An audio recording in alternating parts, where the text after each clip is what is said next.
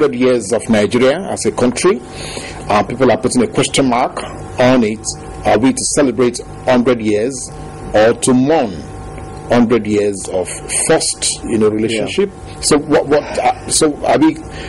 Should we just remove the entire carpet and then start all over again? There has to be a sort of philosophical angle to it, which is that the various groups that are inhabiting that land area, 930 square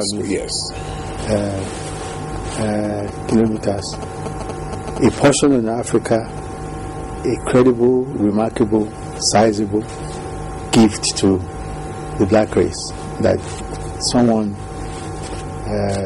was able to sort of forge into a nation. That does not give us the liberty or the despondency to say that we've made a mistake. No. When the Americans trooped out of Europe, I went across the Atlantic and found a nation called America. They did not know, but they kept going on, west, north, everywhere, and lo and behold, they evolved a great power. Is it impossible? Beyond human capability in this part of Nigeria. And believe you me, beyond even modern Nigeria, all the tiny states along our west coast, one is not being martial or irreverent here. The days of microstates are almost over. You can't create new Switzerland or Holland, that's all. Everyone is looking for space to become larger and to produce sufficiently to sell to their neighbors and to dig up the soil and all that. Now, 100 years, the revisionists that are angry have their own legitimacy, saying that it was a forced marriage and it should not take a pride of place. But I woke up rather early this morning, about 6, and picked up Chinachebe's book.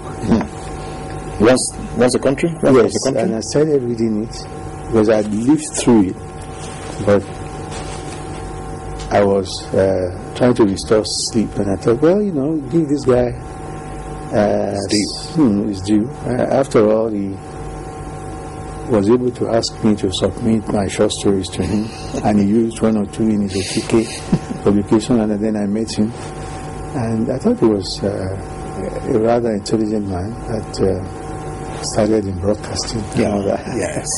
I'm saying to myself that deep thinkers like that still ought to proliferate so that we can really think deeply, truly about what we want to do with this inheritance of ours called Nigeria. But that is not too late. So, average life of a person, 70, some say 60, maybe if we are lucky, it's 80. Some people are saying 45 now. What I'm trying to pull out of that is that because of the improvement in medical health, we can now detect things early, before we're killed. We're likely to live longer. We're likely to be on the surface of the earth far longer. We then need to be fed, we need to procreate, we need to bring up children. Now,